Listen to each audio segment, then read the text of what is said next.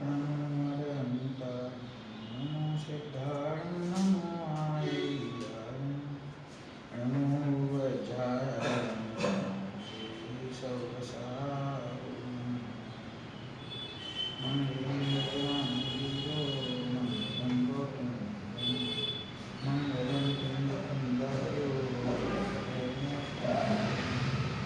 सर्वमङ्गलमाङ्गल्यं सर्वकल्याणकारकं प्रधानं सर्वधर्माणां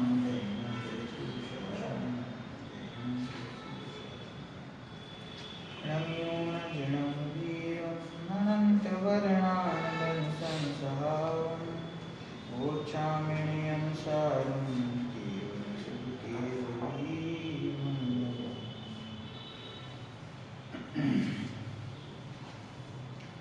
नियम सार ग्रंथाधिकार प्रथम जीव अधिकार है। जीव अधिकार ની અંદર ગાથા નંબર 12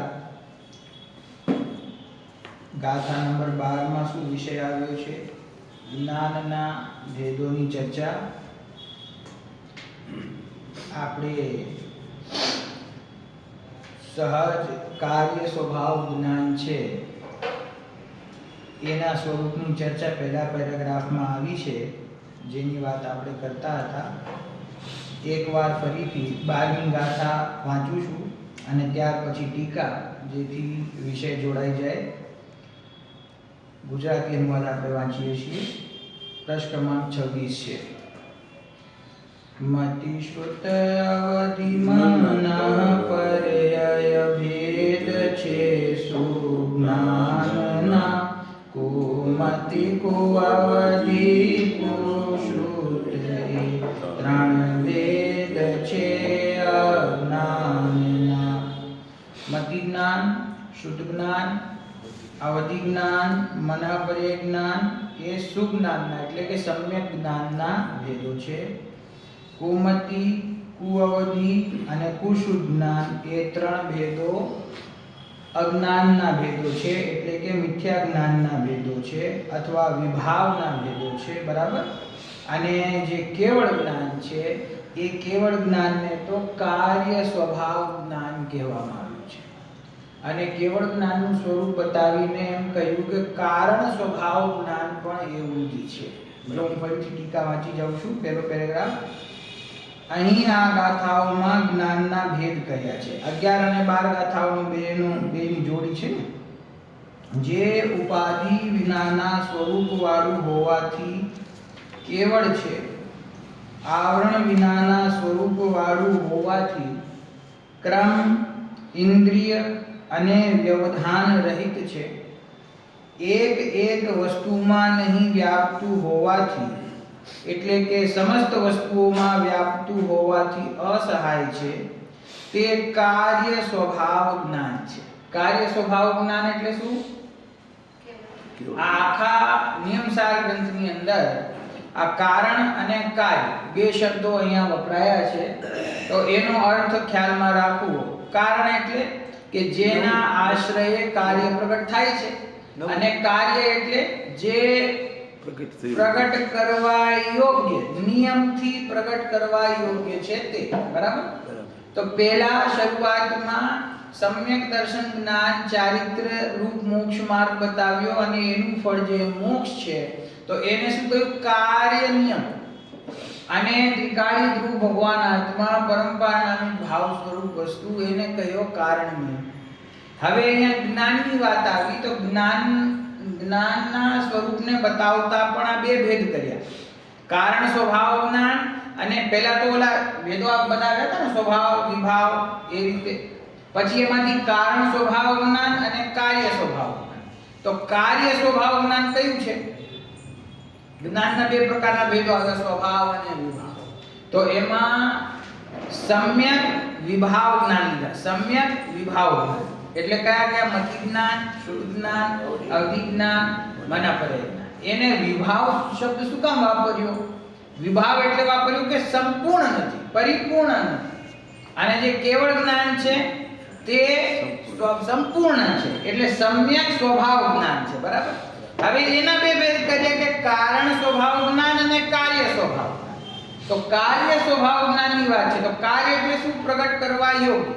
તો કોણ છે? તો કે કેવળ જ્ઞાન. પ્રગટ કરવા યોગ્ય કયું જ્ઞાન છે?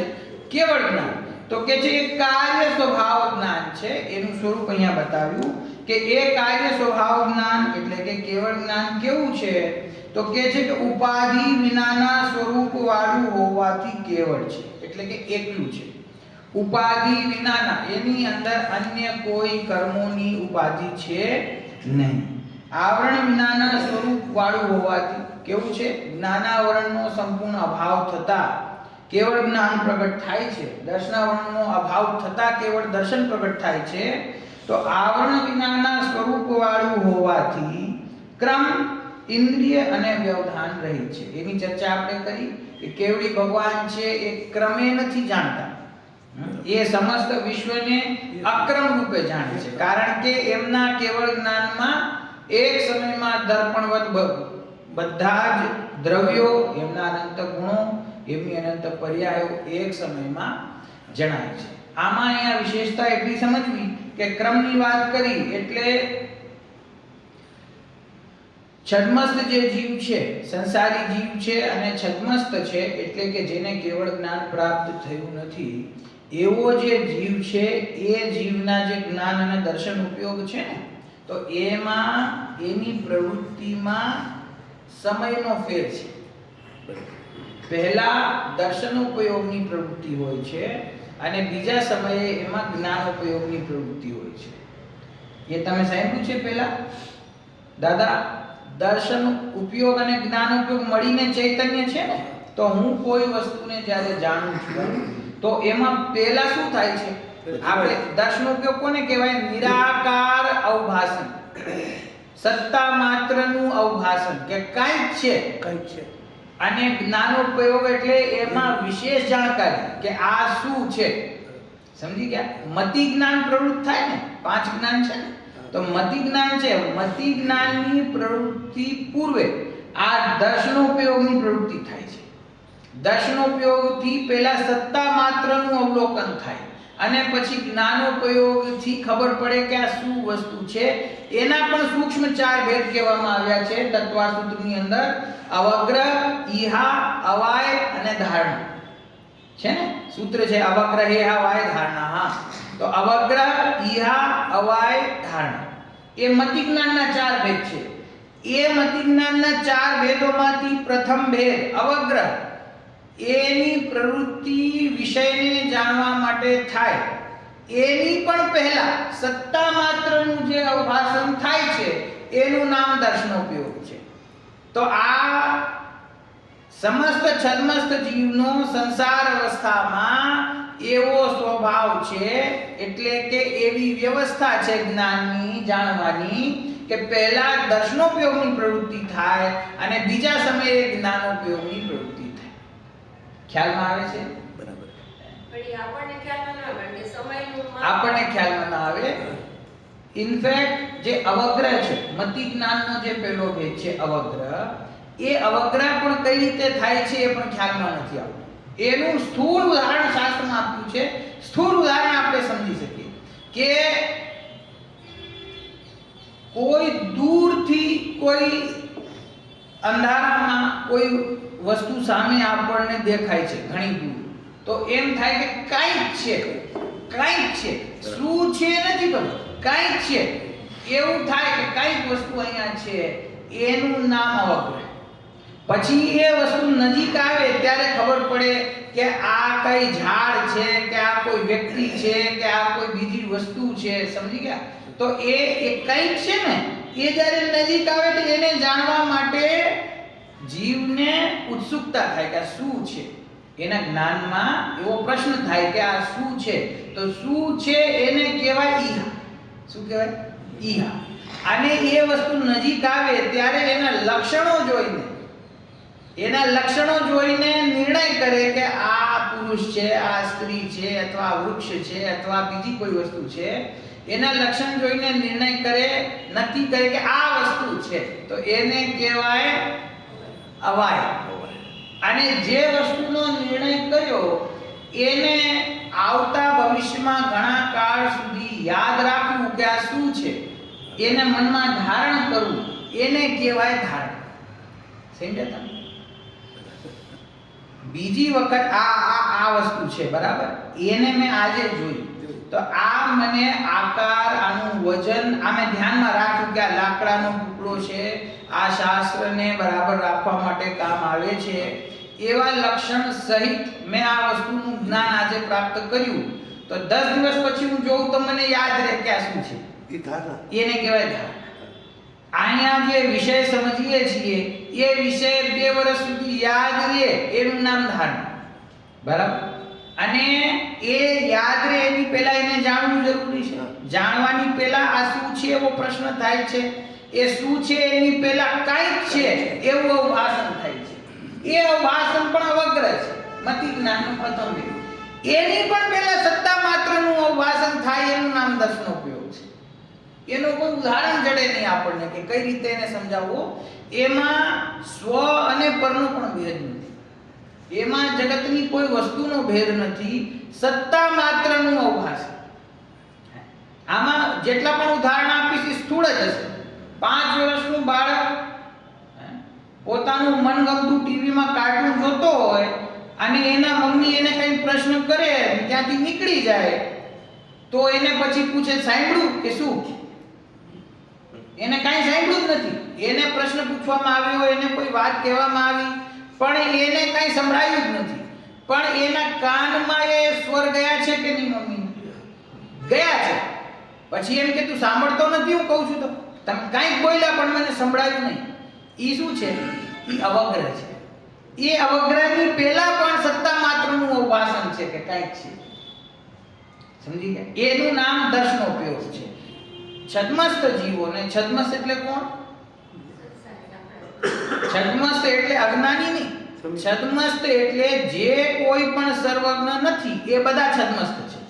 છદ્મ સ્થિત, છદ્મ એટલે છુપાયેલા, જેના જ્ઞાન ઉપર જ્ઞાનાવરણ અને દર્શનાવરણ કર્મનું આવરણ છે એ બધા કહેવાય છદ્મસ્થ. છદ્મ સ્થાને રહેલા એટલે કે છુપાઈને રહેલા, જેનું જ્ઞાન છુપાયેલું છે, દબાયેલું છે, એનું નામ છદ્મસ્થ. અને જેના ઉપરથી આવરણ હટી ગયું છે એનું નામ સર્વજ્ઞ. તો જેટલા પણ છદ્મસ્થ જીવો છે એ જ્યારે કોઈ પણ વિષયને જાણે છે ત્યારે પહેલા સમયમાં દર્શનોપયોગ અને બીજા સમયમાં જ્ઞાનોપયોગની પ્રવૃત્તિ છે. સમજી ગયા? જ્ઞાનોપયોગ સાકાર જાણે છે, ભેદ કરીને જાણે છે, ન્યાયથી જાણે છે, લોજિકથી જાણે છે, યાદ રાખે છે, એ બધું જ્ઞાનોપયોગનું કામ છે. અને દર્શનોપયોગ સત્તા માત્રનું અવલોકન, એ દર્શનોપયોગ છે. એવું જાણવામાં એવો ક્રમ છે કોને? છદ્મસ્થ. પરંતુ અહીંયા કોની વાત થઈ રહી છે કે જે કાર્ય સ્વભાવ જ્ઞાન છે, જે કેવળ જ્ઞાન છે, એમાં જ્ઞાનાવરણ અને દર્શનાવરણ કર્મનો સર્વથા અભાવ થયો છે, ઘાતી કર્મોનો. તેથી એ કેવળ જ્ઞાનમાં જ્યારે આ જગત જણાય છે ત્યારે એમાં પ્રથમ દર્શનોપયોગની પ્રવૃત્તિ અને પછી જ્ઞાનોપયોગની પ્રવૃત્તિ એવો ભેદ હોતો નથી. બરાબર? એ જે એક સમયનો ભેદ છે ને, એ એક સમયનો ભેદ કેવળી પરમાત્માને હોતો નથી. કેમ? કેવળ જ્ઞાન નથી ને એકલું જ્ઞાન છે ને. હા, કેવળ જ્ઞાનમાં પણ જો ક્રમ માનવામાં આવે તો જે સમયે દર્શનોપયોગની પ્રવૃત્તિ થાય એ સમયે ભગવાનને ભેદપૂર્વક દ્રવ્ય, એના ગુણ, એની પર્યાયો નથી જણાતા એમ સ્વીકાર કર્યો. બરાબર? તો એક સમય માટે એ સર્વજ્ઞ ન કહેવાય, પણ એવું બનતું નથી. કેમ? કેમ કે એમના સ્વભાવની જે સંપૂર્ણપણે પ્રગટતા થઈ છે એનો વિરોધ કરનાર જ્ઞાનાવરણ અને દર્શનાવરણ કર્મ ત્યાં મોજૂદ છે નહીં. એટલે એને જાણવામાં કોઈ ક્રમ નથી, માટે કેવળ જ્ઞાનને અક્રમ કહેવામાં આવે છે. એમાં ક્રમ નથી કોઈ પણ પ્રકારનો.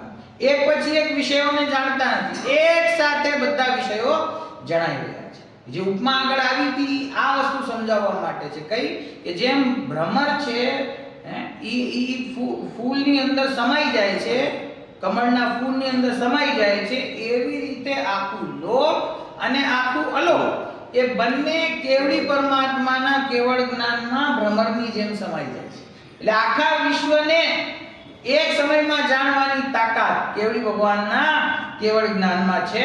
એનું બીજું નામ અહીંયા કાર્ય સ્વભાવ જ્ઞાન. પછી ઇન્દ્રિય એટલે ઇન્દ્રિય અને દેશ કાળાદી વ્યવધાનથી રહી છે. એની વાત આપણે કરી હતી કે ઇન્દ્રિયના માધ્યમથી કેવળ જ્ઞાન જાણતું નથી.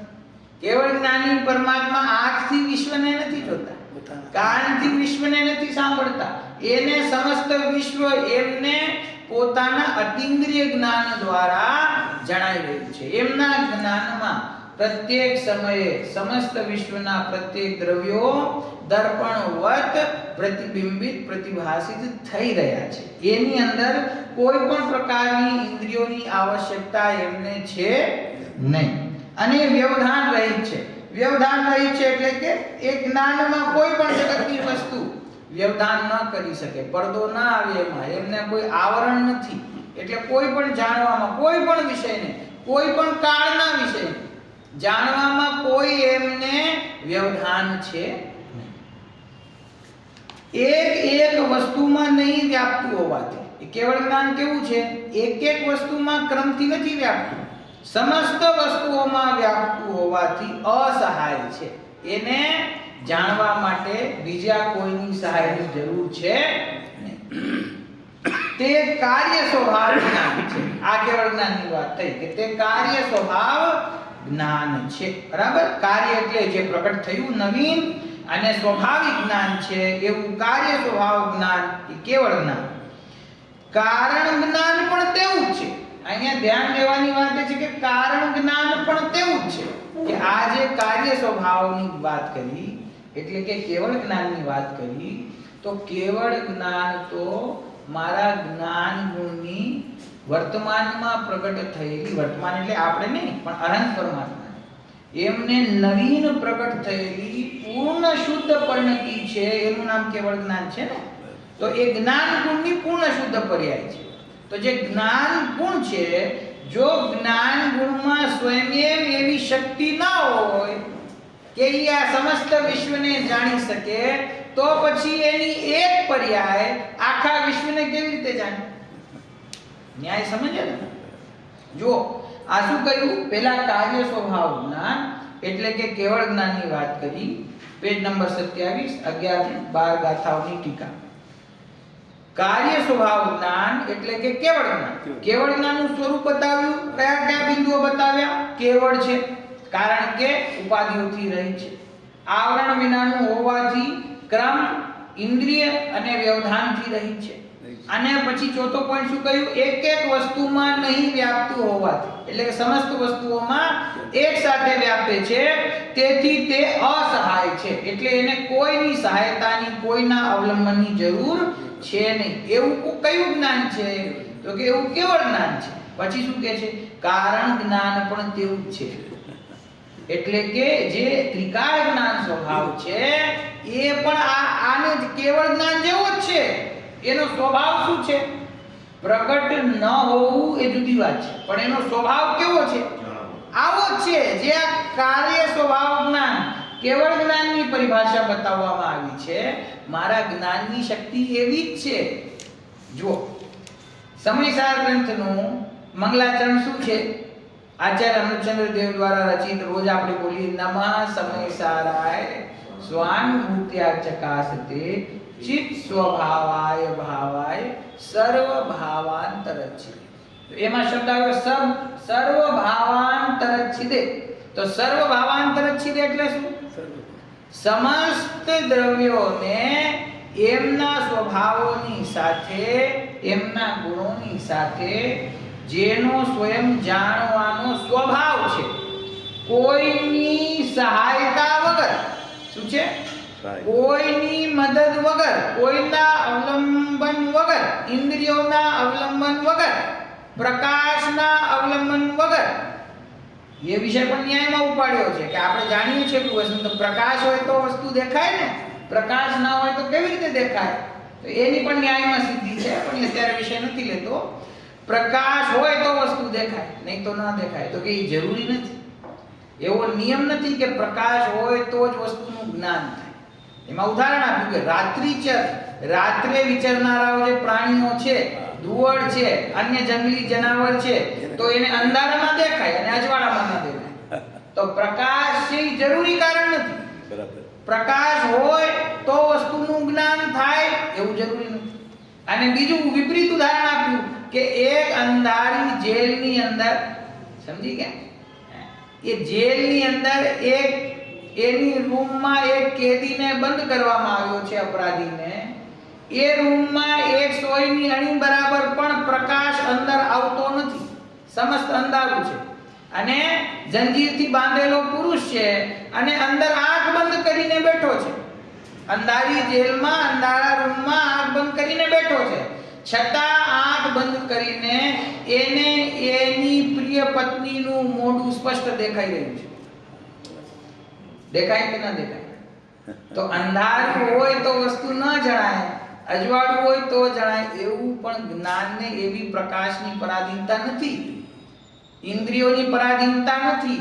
સમજી ગયા? તો એવો જ્ઞાનનો સ્વભાવ છે. સર્વ ભાવાંતરચ્છિદે, પ્રત્યેક ભાવના અંતરતમ સુધી, અંતરચ્છિદે, જે છેદી શકે છે, ભેદી શકે છે, એટલે કે અંદર સુધી એના સંપૂર્ણ અંશોને જાણી શકે છે, એવો જ્ઞાનનો પોતાનો સ્વયં સહજ સ્વભાવ છે.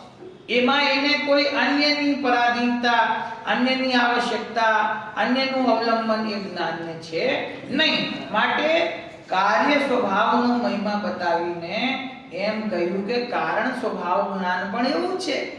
તો એનો અર્થ શું થયો કે કારણ સ્વભાવ જ્ઞાન છે તે પણ કેવળ છે. ખ્યાલ આવે છે?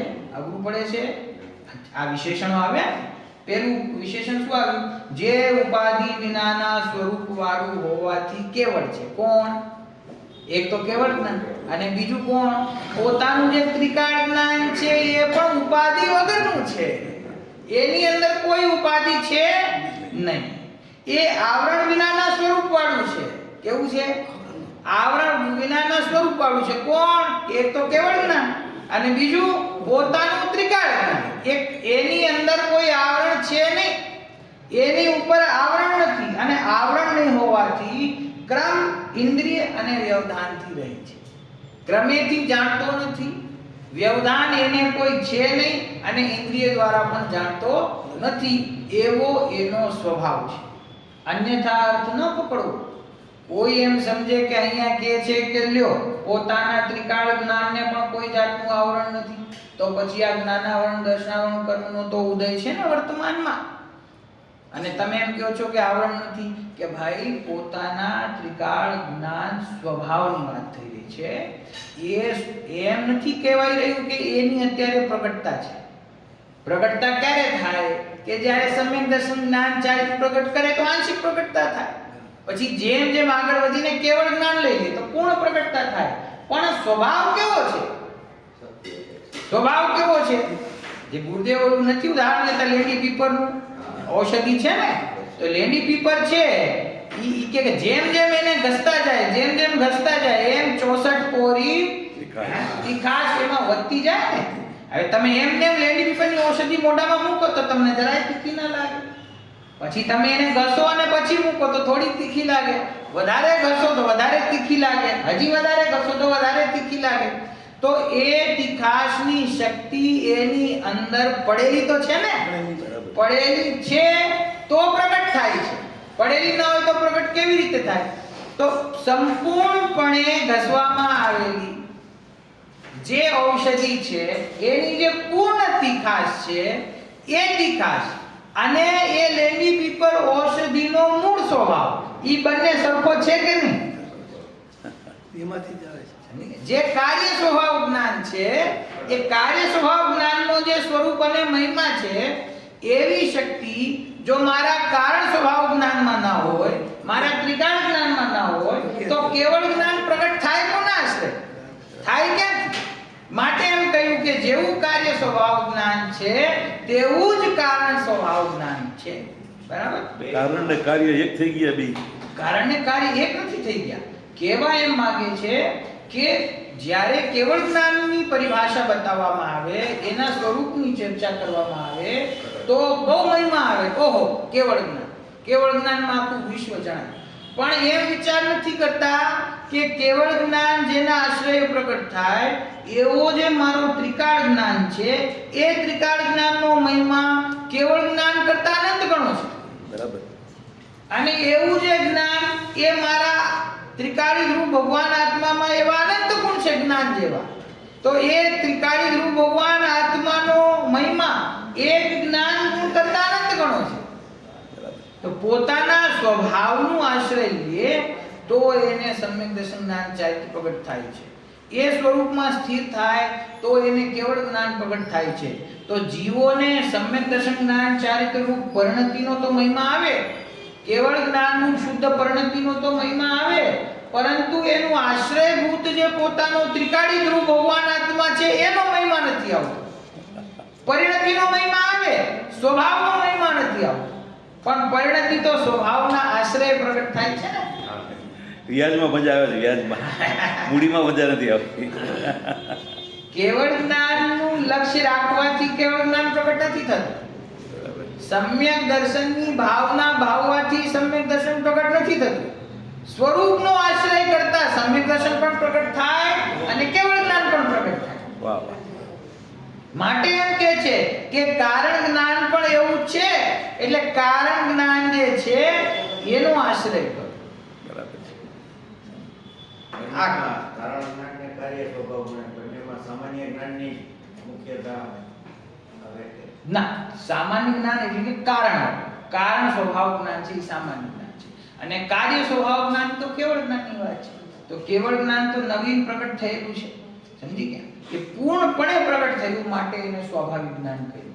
જેવો જીવનો સ્વભાવ છે એવો સ્વભાવ ત્યાં પ્રગટ થયો કેવળ જ્ઞાનની અવસ્થામાં, માટે એને સ્વભાવ જ્ઞાન કહ્યું. પણ એ કાર્યરૂપ છે, કારણરૂપ નથી. અને સામાન્ય જ્ઞાન છે અહીંયા આપણું એ કારણરૂપ છે. તો એ કારણ સ્વભાવ જ્ઞાનનો આશ્રય લે તો કાર્ય સ્વભાવ જ્ઞાન પ્રગટ થાય. અને કાર્ય સ્વભાવ જ્ઞાનમાં શક્તિ વધારે અને મારા જ્ઞાનમાં શક્તિ ઓછી એમ કોઈ સમજતું હોય તો એટલા માટે કહ્યું કે જેવું આ કાર્ય સ્વભાવ જ્ઞાન બતાવ્યું, કારણ સ્વભાવ જ્ઞાન પણ એવું જ છે.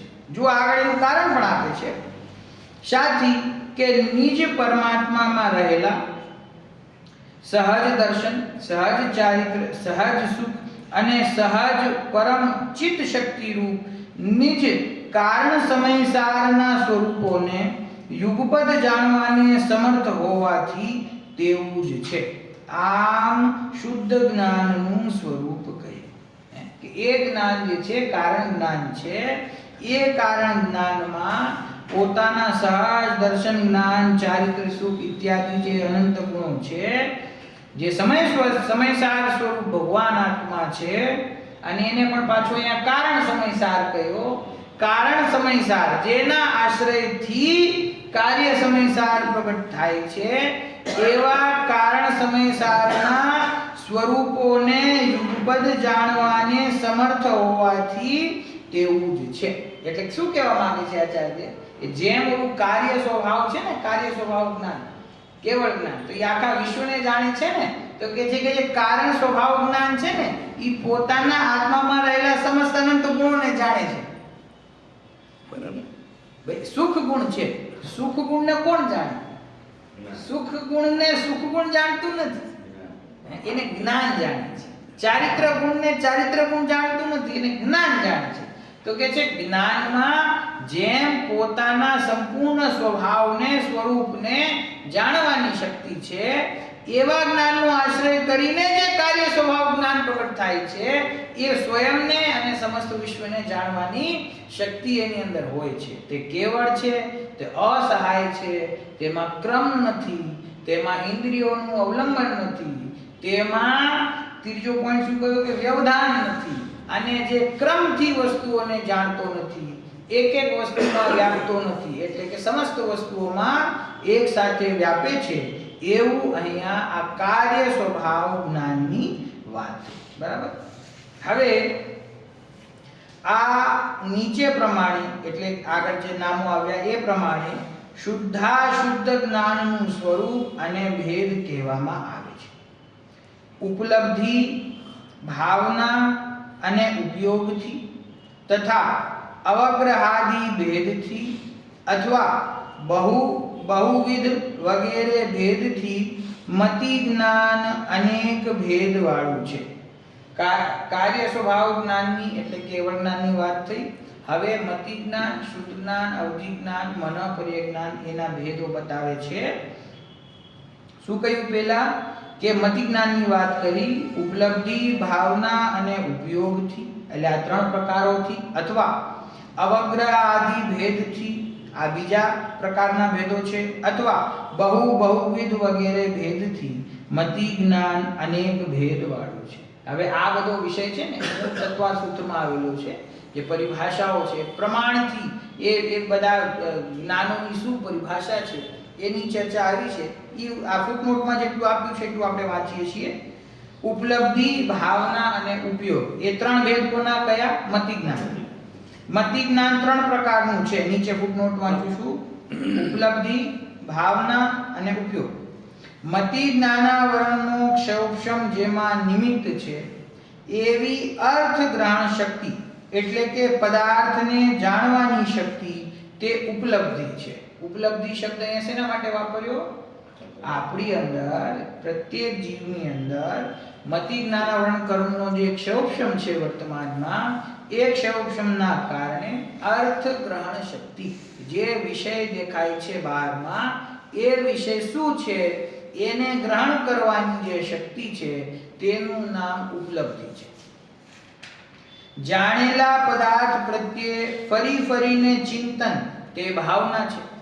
એ વિચાર કરે કોઈ પણ વસ્તુનો ઘડીએ વળીએ તો એ ક્યાં થાય છે? મતિ જ્ઞાનમાં થાય છે. આ કાળું છે, આ પીળું છે ઇત્યાદિ રૂપે અર્થગ્રહણ વ્યાપાર, પદાર્થને જાણવાનો વ્યાપાર તે ઉપયોગ છે. એટલે એ ઉપયોગ પણ શેમાં છે? કેનો ભેદ છે? એ મતિ જ્ઞાનનો ભેદ છે. ઉપયોગ શબ્દનો જુદી જગ્યાએ જુદો અર્થ કરવામાં આવે છે. એટલે અહીંયા જે રીતે સમજાવે છે ને આચાર્યદેવ, કારણ કે શબ્દો તો લિમિટેડ છે તો એ જુદા પ્રકરણમાં એ શબ્દોનો અથવા પદોનો અર્થ જુદો કરવામાં આવે છે. કઈ અનંત શબ્દો તો છે, આત્માના ગુણો તો અનંત છે. તો એને સમજાવવા માટે આનો અવલંબન લેવું પડે ને. જેટલા શબ્દો ઉપલબ્ધ છે તો ઉપયોગ ત્રણ ભેદ કર્યા: ઉપલબ્ધિ, ભાવના અને ઉપયોગ. ઉપલબ્ધિ કોને કહ્યું? મતિ જ્ઞાનાવરણ કર્મના ક્ષયોક્ષમના નિમિત્તે જીવની અંદર જે પદાર્થોને ગ્રહણ કરવાની શક્તિ પ્રગટ થઈ એનું નામ ઉપલબ્ધિ. એ કોનો ભેદ છે? મતિ જ્ઞાન. જે ઉપલબ્ધિ છે ત્યાર પછી જાણેલા પદાર્થ પ્રત્યે ફરીને ચિંતન કરવી, એનું ચિંતન કરવું એનું નામ ભાવના છે. અને વિષયોને ભેદપૂર્વક જાણવા માટે એ અર્થગ્રહણ શક્તિનો જે વ્યાપાર થાય છે એનું નામ ઉપયોગ. કોઈને એમ થાય કે અહીંયા ઉપલબ્ધિ અને ઉપયોગ એમાં શું ફરક છે? ઉપલબ્ધિમાં શું લખ્યું છે? અર્થગ્રહણ કરવાની શક્તિ, એનું નામ ઉપલબ્ધિ. અને આ કાળું છે, આ પીળું છે ઇત્યાદિ રૂપે જે અર્થગ્રહણ વ્યાપાર એનું નામ ઉપયોગ છે. તો ત્યાં અર્થ ગ્રહણ કરવાની શક્તિ, અહીંયા અર્થ ગ્રહણ કરવાનો વ્યાપાર. ખ્યાલ આવે છે? અર્થ ગ્રહણ કરવાની શક્તિ પ્રગટ થઈ, ક્ષયોક્ષમ થયો ને. મતિ જ્ઞાનાવરણ કર્મનું ક્ષયોક્ષમ થવાથી જીવની અંદર એવી શક્તિ પ્રગટ થઈ કે તે વિષયોને જાણી શકે, એનું નામ ઉપલબ્ધિ. જાણી શકે એવી શક્તિ એનું નામ ઉપલબ્ધિ. અને જાણવા માટે પ્રવૃત્તિ કરે, વ્યાપાર. ઉપયોગ સાથે છે ને વ્યાપાર શબ્દ વપરાય. વ્યાપાર એટલે શું? એ જ્ઞાનની પરિણતિ પ્રગટ થવી, ઉત્પાદ થવાનો, વ્યય થવો, ઉત્પાદ થવો, વ્યય થવો, અને એ ઉત્પાદ અને વ્યયની અંદર વિષયોને જાણવા, તો એનું નામ વ્યાપાર. કઈ કાર્ય થાય છે તો જાણવારૂપ શક્તિ છે તે ઉપલબ્ધિ છે, જાણવારૂપ પ્રવૃત્તિ છે તે વ્યાપાર છે, વ્યાપાર છે તેનું નામ ઉપયોગ છે, અને શક્તિ છે એનું નામ ઉપલબ્ધિ છે. આ ત્રણેય ભેદો મતિ જ્ઞાનના છે. બરાબર? ઉપલબ્ધિ, ભાવના અને ઉપયોગ એ ત્રણ પ્રકારના આ મતિ જ્ઞાનના ભેદો છે. બરાબર? પછી અવગ્રહ આદિ, એની મેં હમણાં તમને વાત કરી હતી. મતિ જ્ઞાન ચાર ભેદવાળું છે: અવગ્રહ, ઈહા, અવાય અને ધારણ. પાછું લખ્યું પણ છે. વિશેષ માટે મોક્ષશાસ્ત્ર, તત્વાસૂત્ર, ટીકા સહિત જુઓ તો એમાં તમને આ ખ્યાલ આવી જશે. અવગ્રહ મેં બતાવ્યું કે કોઈ વિષયને દૂરથી નિર્ણય વગર માત્ર જાણવું કે આ કાંઈક છે એવું જે જ્ઞાન થાય છે એનું નામ અવગ્રહ. અવગ્રહથી જાણવામાં જે પદાર્થ આવે છે એના વિષયમાં વિશેષ જાણવાની ઈચ્છા થવી એનું નામ ઈહા. એ વિષય જ્યારે ઇન્દ્રિયોની સમક્ષ આવી જાય છે, એટલી પરિધિ એટલી સીમામાં આવી જાય છે કે તમે એને જાણી શકો, એ સમયે લક્ષણપૂર્વક એનો નિર્ણય કરવો કે આ વસ્તુ છે એનું નામ અવાય. અને એ નિર્ણય કરેલી વસ્તુને ઘણા સમય સુધી યાદ રાખવી એનું નામ ધારણા. તો આ ચાર ભેદો જે છે જ્ઞાનના એ પણ મતિ જ્ઞાનની શ્રેણીમાં એમનું ગ્રહણ થાય છે. બરાબર. પછી ત્રીજું કે છે બહુવિધ. એ પાછા જુદા પ્રકારના 12 ભેદો છે. નીચે જુઓ ફૂટનોટ નંબર 3. મતિ જ્ઞાન 12 ભેદ વાળું છે. બહુ એક, બહુવિધ એકવિધ, ક્ષિપ્ર અક્ષિપ્ર, અનિશ્રત નિશ્રત, અનુક્ત ઉક્ત, ધ્રુવ અને અધ્રુવ. એ પણ એના ભેદો આવે છે. એની અંદર જેટલા વિષયો ઉપલબ્ધ છે એ બધા વિષયોને મતિ જ્ઞાન જાણે છે એ એના ભેદો છે. એ મોક્ષશાસ્ત્રમાં તત્વસૂત્રમાં જોવા જોઈએ. ઘરે જઈને એકવાર પ્રયાસ કરશો તો આ મળી જશે. બરાબર. પેલા અધિકારની અંદર જ્ઞાનના ભેદોની ચર્ચા છે એમાં એનું સ્વરૂપ બતાવવામાં આવ્યું છે. આગળ સમ્યક દ્રષ્ટિને આ ચાર સમ્યક જ્ઞાનો હોય છે. મિથ્યા દર્શન હોય ત્યાં મતિ જ્ઞાન, શ્રુત જ્ઞાન અને અવધિ જ્ઞાન, કુમતિ જ્ઞાન, કુશ્રુત જ્ઞાન અને વિભંગ જ્ઞાન એવા નામાંતરોને એટલે કે અન્ય નામોને પામે છે. સમજી ગયા? હા, સોરી, આ ફૂટનોટ પછી હું આગળના પેજમાં આવી ગયો. હજી આપણે ઓલું પાછળના પેજમાં અમુક લીટી બાકી રહી ગઈ છે. મતિ જ્ઞાનની ચર્ચા વાંચીને આપણે નીકાળી. હવે શ્રુત જ્ઞાન, કારણ કે આ તો સીધા આગળ આવી ગયા અવધિ જ્ઞાનમાં. બીજા પેરેગ્રાફમાં બહુવિધ વગેરે ભેદથી મતિ જ્ઞાન અનેક ભેદ વાળું છે. 12 ભેદ છે. એની ફૂટનોટ નંબર 3 માં ચર્ચા કરી. હવે આગળ લબ્ધિ અને ભાવનાના ભેદથી શ્રુત જ્ઞાન 2 પ્રકારનું છે. લબ્ધિ અને ઉપયોગ, લબ્ધુપયોગો ભાવેન્દ્રિયો એવો પણ સૂત્ર છે તત્વસૂત્રની અંદર. એ સૂત્ર, એનો અર્થ, એનો વિસ્તાર એ ત્યાંથી વાંચવું જોઈએ. દેશ, સર્વ અને પરમ એટલે કે દેશાવધિ, સર્વાવધિ અને પરમાવધિ એ 3 ભેદથી, એ 3 ભેદોને લીધે અવધિ જ્ઞાન 3 પ્રકારનું છે. ઋજુમતિ અને વિપુલમતિના ભેદને લીધે મનઃપર્ય જ્ઞાન 2 પ્રકારનું છે. આના વિસ્તારમાં હું એટલા માટે અત્યારે નથી જતો. એ આખો પ્રકરણ પછી લાંબો થાય બહુ. એ તત્વસૂત્રમાં પરિભાષાઓ જેની ઊંચી હોય એને જોવું જોઈએ. મતિ જ્ઞાન, શ્રુત જ્ઞાન, અવધિ જ્ઞાન અને મનઃપર્ય જ્ઞાન એમના જેટલા ભેદો છે એમના નામ માત્ર અહીંયા કયા છે, વિસ્તાર સમજવો હોય તો એ તત્વસૂત્ર ગ્રંથમાં જોવું જોઈએ. પરમ ભાવમાં સ્થિત સમ્યક દ્રષ્ટિને આ 4 સમ્યક જ્ઞાનો હોય છે. કયા 4? સુમતિ, સુશ્રુત, સુઅવધિ અને મનઃપર્ય. આ 4 જ્ઞાનો સમ્યક દ્રષ્ટિને હોય છે. કહેવાનો અર્થ એ છે 4 જ્ઞાનો જો થાય તો સમ્યક દ્રષ્ટિને થાય છે. સમ્યક દ્રષ્ટિને 4 જ્ઞાનો હોય જ એવું જરૂરી નથી. સમ્યક દ્રષ્ટિ હોય અને એને મતિ જ્ઞાન, શ્રુત જ્ઞાન હોય એમાં પણ સમ્યક દર્શન એને પ્રગટ થાય છે. અવધિ જ્ઞાન હોવું જોઈએ અથવા મનઃપર્ય જ્ઞાન હોવું જોઈએ એવું નથી. પણ સુઅવધિ કોઈને થાય અને મનઃપર્ય જ્ઞાન કોઈને પ્રગટ થાય તો તે અવશ્ય સમ્યક દ્રષ્ટિ હોવા જોઈએ. સમ્યક દ્રષ્ટિ હોય તો જ થાય, નહીં તો સુઅવધિ અને મનઃપર્ય જ્ઞાન પ્રગટ ન થાય. અને મિથ્યા દ્રષ્ટિ જીવ છે એને 3 જ્ઞાન પ્રગટ થઈ શકે. એને મતિ જ્ઞાન અને શ્રુત જ્ઞાન તો છે જ. એનું મતિ જ્ઞાન અને શ્રુત જ્ઞાન એ કુમતિ અને કુશ્રુત કહેવાય છે. અને મિથ્યા દ્રષ્ટિ જીવને વિભંગ જ્ઞાન એટલે કે કુઅવધિ જ્ઞાન પણ સંભવ છે. તમે સમજ્યા? અવધિ જ્ઞાન મિથ્યા દ્રષ્ટિ જીવને પણ થાય છે. આ નિયમસારની ગાથાની ટીકા છે. તત્વસૂત્રાદિમાં પણ એનો આધાર છે, બીજી જગ્યાએ પણ આધાર છે. એવું ન સમજવું કે જેને અવધિ જ્ઞાન થાય એ કઈ સમ્યક દ્રષ્ટિ જ હોય એવું જરૂરી નથી. અવધિ જ્ઞાન થવું એમાં સમ્યક દર્શનની જરૂર નથી. અચ્છા, અવધિ જ્ઞાનની પરિભાષા પણ પાછી એવી કે અવધિ જ્ઞાન એને પ્રત્યક્ષ જ્ઞાન કહેવામાં આવ્યું છે. પરોક્ષ અને પ્રત્યક્ષ બે પ્રકારના જ્ઞાન છે. એમાં મતિ જ્ઞાન અને શુદ્ધ જ્ઞાન પરોક્ષ છે અને અવધિ જ્ઞાન, મનોપર્ય જ્ઞાન અને કેવળ જ્ઞાન પ્રત્યક્ષ છે. બરાબર? પછી સકળ પ્રત્યક્ષ ને વિકળ પ્રત્યક્ષની વાત આવે તો કેવળ જ્ઞાન છે એ સકળ પ્રત્યક્ષ ને મતિ અને અવધિ જ્ઞાન અને મનોપર્ય જ્ઞાન એ વિકળ પ્રત્યક્ષ. તો પ્રત્યક્ષ જ્ઞાન છે અને પ્રત્યક્ષની પરિભાષા શું? જે ઇન્દ્રિય અને મન વગર જાણે છે એનું નામ પ્રત્યક્ષ. સમજી ગયા? ઇન્દ્રિય અને મનની સહાયતા વગર જાણે છે એનું નામ પ્રત્યક્ષ જ્ઞાન છે. તો અવધિ જ્ઞાન પ્રત્યક્ષ છે તો એનો અર્થ શું? કે જે મન અને ઇન્દ્રિયોની સહાયતા વગર રૂપી પદાર્થને દ્રવ્ય, ક્ષેત્ર, કાળ, ભાવની સીમા સહિત જાણે છે તે અવધિ જ્ઞાન છે. આ સામાન્ય પરિભાષા થઈ. આવું અવધિ જ્ઞાન સમ્યક દ્રષ્ટિને હોય તો તે સુઅવધિ જ્ઞાન છે અને આવું અવધિ જ્ઞાન મિથ્યા દ્રષ્ટિને હોય તો કુઅવધિ જ્ઞાન છે.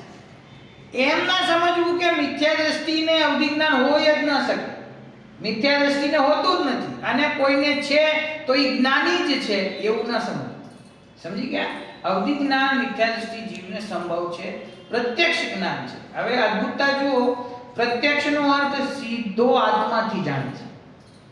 આત્માથી એ જ્ઞાન પ્રગટ થતું હોવા છતાં એમાં સમ્યક શ્રદ્ધા, સમ્યક દર્શનની જરૂર નથી. એટલે જ કહું છું કે જ્ઞાનાવરણ કર્મનો ક્ષય એ જુદી વાત છે અને દર્શન મોહનીનો અભાવ એ જુદી વાત છે. આપણે ઘણી વખત મિક્સ થઈ જાય બે વસ્તુ. આપણને એમ થાય કે જેને સમ્યક દર્શન છે એને બધું જ ખબર છે, તો એવું પણ જરૂરી નથી. કારણ કે એના જ્ઞાનાવરણ કર્મનો ક્ષયોક્ષમ જેટલો હોય એટલો જ વિષય એને ખ્યાલમાં આવે. અને જેને જ્ઞાનાવરણ કર્મનો ક્ષયોક્ષમ અધિક હોય તો આપણને એમ થાય કે આ તો જ્ઞાની હશે તો જ આટલું જાણી શકે ને, એવું પણ જરૂરી નથી. કેમ કે અવધિ જ્ઞાન સુધા એ પ્રત્યક્ષ જ્ઞાન હોવા છતાં પણ એમાં સમ્યક દર્શન હોય એવી કમ્પલસરી શરત નથી. પ્રત્યક્ષ છે પણ એમાં એ મિથ્યા દ્રષ્ટિને પણ થઈ શકે છે, તો જ એનું નામ વિભંગ અવધિ અથવા કુઅવધિ જ્ઞાન છે. નારકી જીવો માટે તો પ્રસિદ્ધ છે. એ લોકો જન્મથી અવધિ જ્ઞાન લઈને પેદા થાય છે તો એને કયું જ્ઞાન હોય? એને કુઅવધિ જ્ઞાન, વિભંગ અવધિ જ્ઞાન હોય છે. અને વર્તમાનમાં પણ કોઈ જીવને એના જ્ઞાનાવરણ કર્મમાં એવું કંઈ વિશેષ પરિણમન થાય, વર્તમાનમાં જે કર્મનો ઉદય ચાલી રહ્યો છે એની અંદર એની પ્રકૃતિઓ આગળ પાછળ થાય તો એને અવધિ જ્ઞાન પ્રગટ થાય એમ છે. સમ્યક દર્શન નહીં હોવા છતાં પણ અવધિ જ્ઞાન પ્રગટ થાય એમ છે. સમજી? સમય તો લગભગ થઈ ગયો છે. આ આગળ શું આવે છે જોઈ લો. અહીં ઉપર કહેલા જ્ઞાનોને વિશે સહજ જ્ઞાન શુદ્ધ અંતઃતત્વરૂપ પરમ તત્વમાં વ્યાપક હોવાથી સ્વરૂપ પ્રત્યક્ષ છે. કેવળ જ્ઞાન સકલ પ્રત્યક્ષ એટલે કે સંપૂર્ણ પ્રત્યક્ષ છે. રૂપિષ્વ વધેહે, આ તત્વાસૂત્રનો સૂત્ર છે. રૂપિષ્વ વધેહે, અવધિ જ્ઞાનનો વિષય સંબંધ રૂપી દ્રવ્યોમાં છે એવું આગમનું વચન હોવાથી, તત્વાસૂત્રનો સૂત્ર આગમનું વચન હોવાથી અવધિ જ્ઞાન વિકલ્પ પ્રત્યક્ષ એટલે કે એક દેશ પ્રત્યક્ષ છે. તેના અનંતમાં ભાગે વસ્તુના અંશનું ગ્રાહક જાણનારું હોવાથી મનઃપર્ય જ્ઞાન પણ વિકલ્પ પ્રત્યક્ષ છે. અને મતિ જ્ઞાન ને શુદ્ધ જ્ઞાન બંને પરમાર્થથી પરોક્ષ છે અને વ્યવહારથી પ્રત્યક્ષ છે. એની ચર્ચા આપણે કાલે કરશું. શું કહ્યું? પરમાર્થથી પરોક્ષ છે અને વ્યવહારથી પ્રત્યક્ષ છે. એનો શું ભાવ અહીંયા કહેવા માંગે છે એની ચર્ચા આપણે કાલે કરીશું. તત્વાસૂત્રના આધારે અવધિ જ્ઞાનના ભેદો બતાવ્યા, કેવળ જ્ઞાન છે ઈ તો સકળ પ્રત્યક્ષ છે, સંપૂર્ણ રૂપે પ્રત્યક્ષ છે. અવધિ જ્ઞાન છે એ માત્ર રૂપી પદાર્થને જાણે છે, તેથી તે વિકલ્પ પ્રત્યક્ષ છે. અને એના અનંતમાં ભાગમાં મનપર્ય જ્ઞાનની પ્રવૃત્તિ થાય છે, તેથી મનપર્ય જ્ઞાન પણ વિકલ્પ પ્રત્યક્ષ છે. અને મતિશ્રુત જ્ઞાન બંને પરોક્ષ છે. વ્યવહારથી એમને પ્રત્યક્ષ કહેવામાં આવે છે, પરંતુ ખરેખર તે છે પરોક્ષ. તો આ રીતે જ્ઞાનોના સ્વરૂપની ચર્ચા છે, એના ભેદોના સ્વરૂપની ચર્ચા છે, એ આપણે હવે કાલે આગળ વધારશું. અત્યારે સમય થઈ ગયો.